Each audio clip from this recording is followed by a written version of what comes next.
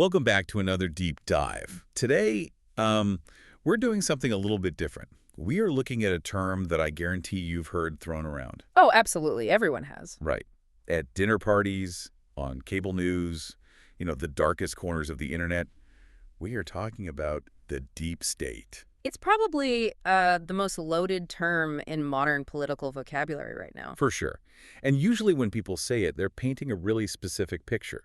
You imagine shadowy figures in trench coats in a parking garage. Or anonymous bureaucrats in some FBI basement. Exactly. Yeah. Secretly pulling the strings, thwarting the will of the people. This whole idea of a permanent unelected government hiding in the shadows. But the research we have today points somewhere else entirely. yeah. Specifically, we're looking at a really compelling essay from Fareed Novin, just published this morning, actually, February 22nd, 2026. And it suggests we've been looking in the wrong direction completely. We really have. Novin argues that the deep state isn't, hiding in the basement anymore. It's actually listed on the NASDAQ. It's listed on the NASDAQ. He calls it the proprietary deep state. Yeah. And I want to be super clear right off the bat here. We are not talking about standard privatization. No. Like, this isn't the government hiring a contractor to pave a road or, build a cafeteria. Right. That distinction is vital. We're talking about the migration of the core existential functions of the state. So surveillance, the application of force, tax collection, information management. The big stuff. The biggest stuff. It's moving out of public agencies and into the hands of a few private technology monopolies. Novin calls this algorithmically mediated governance. Oh, algorithmically mediated governance, which is basically a fancy way of saying the government is running on an operating system it doesn't own and can't fix. Precisely. And because it's proprietary, it's totally opaque. You can't file a FOIA request, a Freedom of Information Act request for an algorithm. Right. You can't vote out a CEO. The argument here is that the state as we know it has become a client of its own infrastructure. Which is just a massive shift in how we even think about democracy. It really is. So to break this down for you, we're going to look at 3 specific case studies from the last year, late 2025 into early 2026, that prove this is not just some fringe theory. Right, these are real events. We're going to look at Palantir Technologies taking over the state's eyes, then the aftermath of DOGE, the Department of Government Efficiency dismantling the state's hands. And finally, Meta moving to capture the state's mind. Yeah. And we'll wrap up with a bit of game theory to explain why governments might be mathematically trapped into letting this happen. So let's start with the eyes and ears. Palantir. Yeah, if you were watching the markets or defense news this week, you saw the headline. It was impossible to miss. It was a bombshell. Just 2 days ago, February 20th, 2026, Palantir secured a 5-year, $1 billion blanket purchase agreement with the Department of Homeland Security. $1 billion. For us. Which, is obviously a lot of money. But in the grand scheme of the federal budget, we see billion-dollar line items all the time. So why does this specific contract matter so much? It's the scope. This isn't just for, a specific tool or a one-off IT project. This covers software licenses, maintenance, implementation services. So they're moving in. Essentially, yes.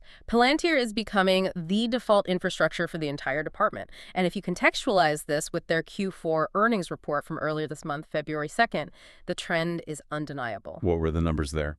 Their U.S. government revenue jumped 66% in a single quarter. 66% in one quarter. Yes. That doesn't sound like organic growth. That sounds like a takeover. It effectively is, and you have to look at what they're actually building. Take the contract with IC Immigration and Customs Enforcement from April 2025. Okay. It was a $30 million deal to build something called Immigration OS. Immigration OS, they're literally calling it an operating system. They are, and the contract explicitly states the goal is to provide near real-time visibility on deportation targets. Wow. So we have a private company building the digital brain that decides, or at least heavily influences, who gets deported and when. Okay, but hold on. I can hear the counter-argument already from some listeners. The government has always used defense contractors, right? Lockheed Martin builds jets. Raytheon builds missiles. Sure. How is Palantir building a dashboard for ICE any different from Boeing building a plane for the Air Force? That is the critical question. See, when the Air Force buys a plane, they own the plane. Right. They have pilots who know how to fly it, they have mechanics who know how to fix it. But when you buy a proprietary algorithmic system to manage your intelligence, you are outsourcing the cognition. You are outsourcing the actual decision-making logic. So the government loses the know-how. Exactly. The source material refers to this as vendor lock-in, but it's deeper than that. Former Treasury official Matthew Burton actually calls it capture. Capture? Yes. He argues that when the government relies on a private algorithm to decide, say, who to audit or how to deploy troops, the government eventually loses the ability to understand how those decisions are even made. Because the agency staff aren't doing the analysis anymore. The black box is doing it. Right, and we are seeing this with the IRS right now, too. Oh, really? Yeah, since 2018, the IRS has paid Palantir over $180 million. But recently, they've been building an internal tool to make taxpayer data accessible across agency personnel. That sounds like a privacy nightmare. Well, the Electronic Frontier Foundation thought so. Specifically, Victoria Noble, she raised a massive red flag here. We are entrusting the most sensitive financial data of every American to a private vendor's ecosystem. Which means if the IRS wanted to switch vendors in 5 years, they couldn't. Could they? Or is the data structure so proprietary that they're completely stuck? They're stuck. They're renting their own brain. And that is the danger. If you don't own the logic of how you govern, do you really govern? Man. Okay, so that's the surveillance side. The eyes of the state are now rented. Let's look at the hands of the state, the actual administration. Right. Which means we need to talk about DOGE, the Department of Government Efficiency. And I want to pause here for a second because this gets very political very fast. It definitely does. So just to be completely clear to you listening, we are not taking a side on the politics of this at all. We are simply reporting the facts and the analysis provided in our source material today. We're just the messengers here. Absolutely. Our goal is just to understand the structural changes happening regardless of political leanings. Exactly. So looking at DOGE, this is a story that I think has been clouded by the whole celebrity aspect of it. Everyone focused on the personalities, but the structural damage or the structural reconfiguration is what actually matters. Let's clear up the timeline first. Yeah. Everyone associates this entire thing with Elon Musk. Right. But looking at the source, he wasn't even there when the biggest impacts actually hit. That's correct. Musk formally left the role on May 30th, 2025. Okay. He hit the legal limit for a special government employee, which is about 130 days, so he stepped down. But the machine he built, the actual apparatus for dismantling regulations and personnel that remained. And who took over? It was taken over by OMB Director Russell Vought. And under Vought, this wasn't just about, trimming some fat or getting rid of redundant paperwork.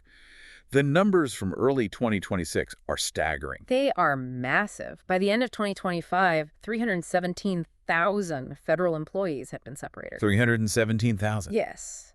That is a fundamental gutting of state capacity. But again, let me play devil's advocate for a second. There are plenty of people who would argue that the federal government is bloated, that it's inefficient, Sure. and that cutting 300,000 jobs might actually save taxpayer money. What is the actual downside other than those people losing their jobs? The downside is that you don't just cut bloat. You cut capability. You cut the hands off the body. The most devastating example in the report is USI, the U.S. Agency for International Development. What happened there? The source describes it as being effectively eliminated. Completely. And we aren't just talking about diplomatic soft power here. We are talking about literal life and death. We are. Professor Brooke Nichols at Boston University published a really grim analysis on this. She estimates that by February 2026, so right now it cuts to USAID, had resulted in nearly 800,000 deaths globally. 800,000 deaths. That's a horrifying number.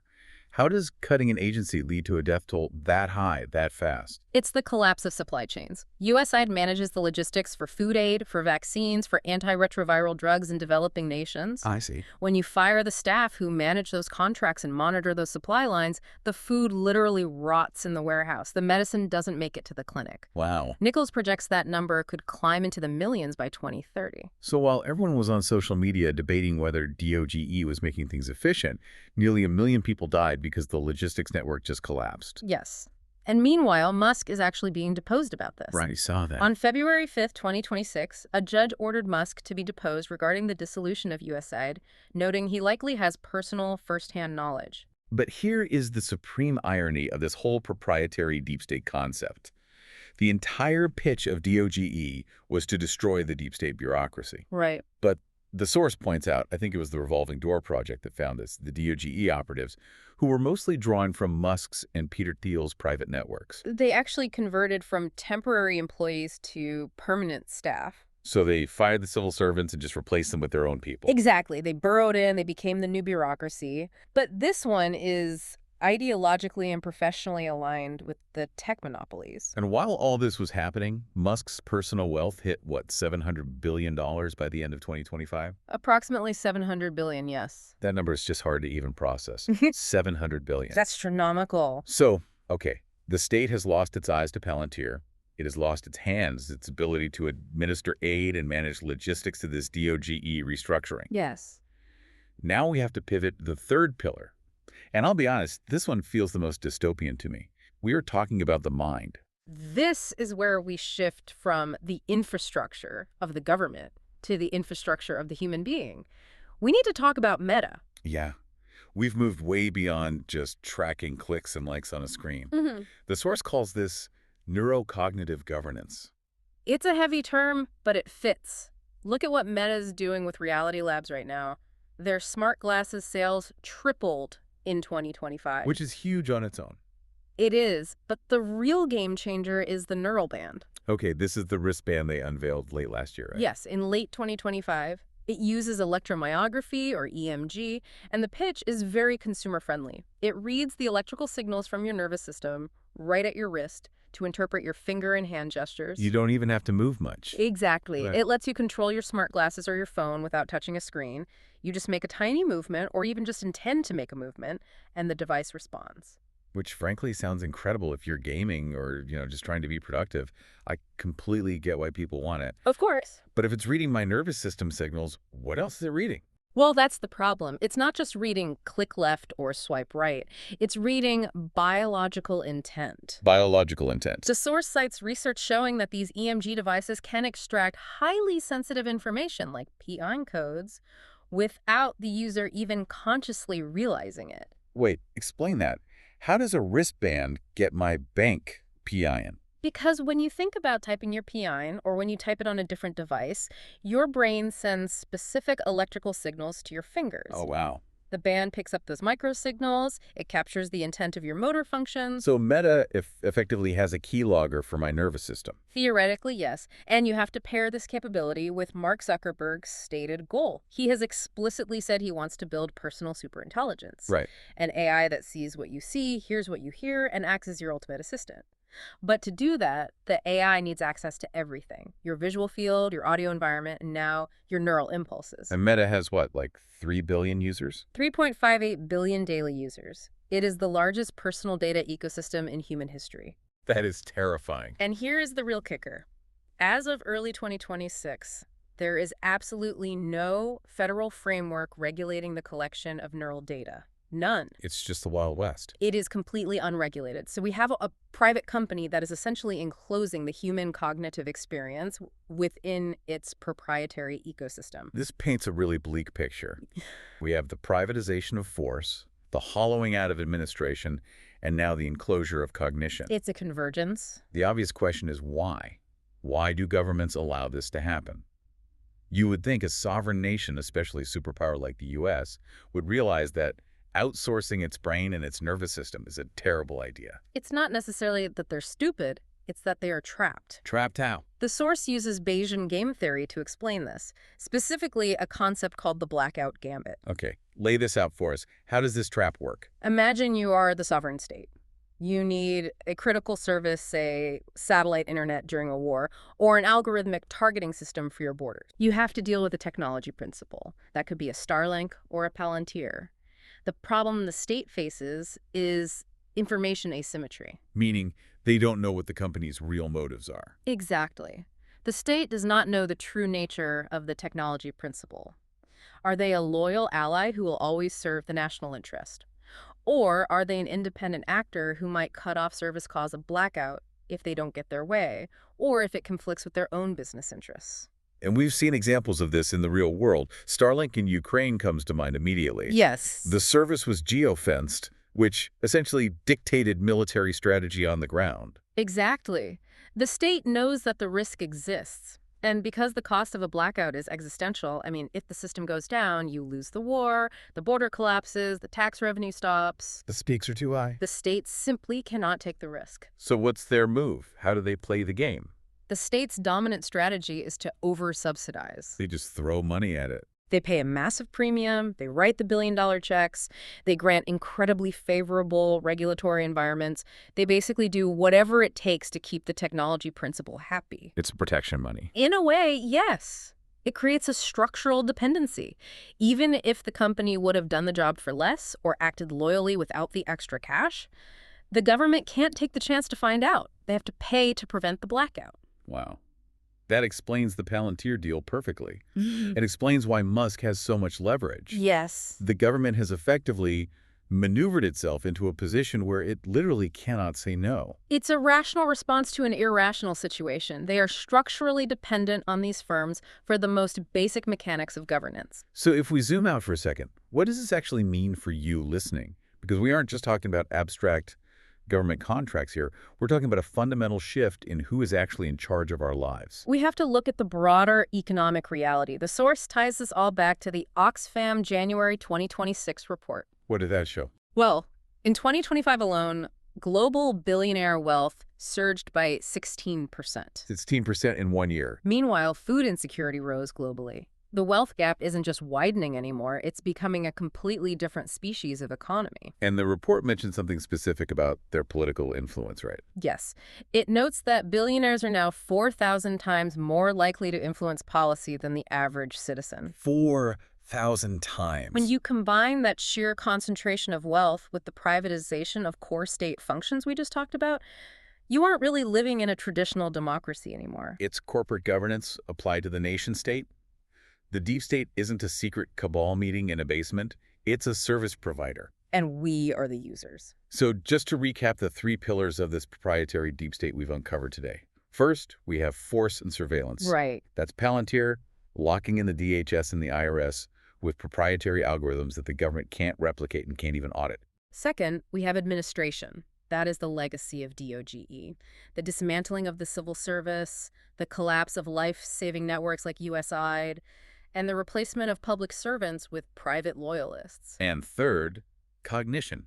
That's Meta and the neural band, moving to monetize and monitor our actual biological intent with zero regulatory guardrails in place. All of it held together by that game theory trap, the blackout gambit that keeps the government terrified and writing the checks. It leaves us with a really heavy final thought from the source material today, the concept of infrastructure sovereignty.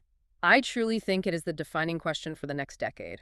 Can a country even call itself a sovereign democracy if its operating system, its ability to see, to hear, to act, and to think is owned by private actors? Private actors who are accountable to their shareholders, not to voters. Exactly.